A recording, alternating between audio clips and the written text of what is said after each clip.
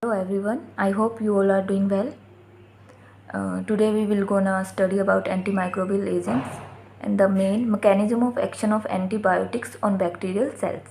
There are four major sites where bacteria act: the cell wall, protein synthesis or the ribosome, nucleic acid and bacterial cell membrane. Firstly, we will talk about inhibition of cell wall synthesis.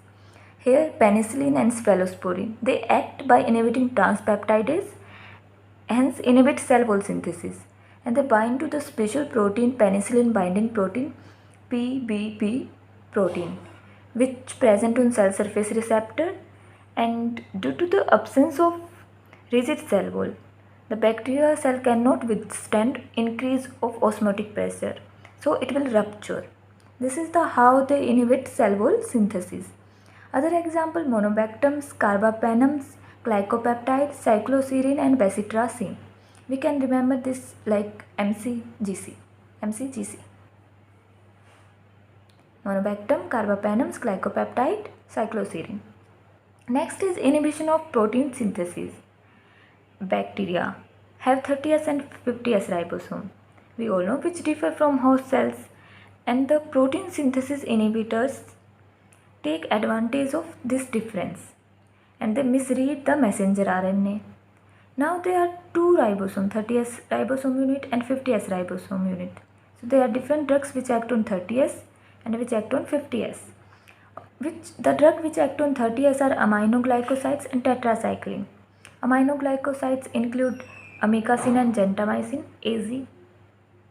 Tetracycline is a drug which blocks the aminoacyl transfer RNA or the tRNA. And the drugs which act on 50S, chloramphenicol, they block peptidyl transferase, hence prevent formation of new peptides and inhibit protein synthesis. Macrolides include erythromycin, clarithromycin, azithromycin, and they prevent the translocation on the ribosome or messenger RNA strand.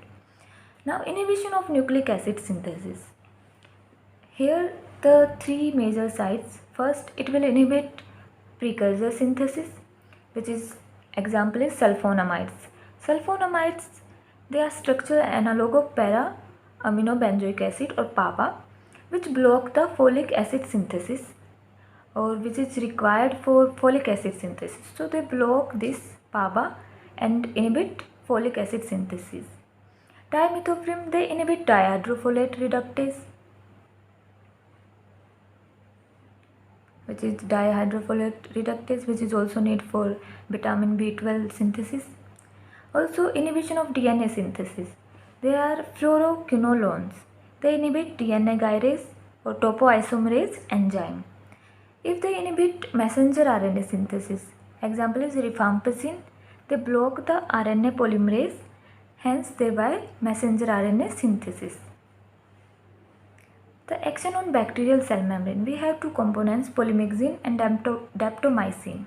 This polymyxin destroys phospholipid component of cell membrane, hence act on Pseudomonas acinetobacter, and the daptomycin disrupt the cell membrane of gram-positive cocci and act against staphylococci and enterococci.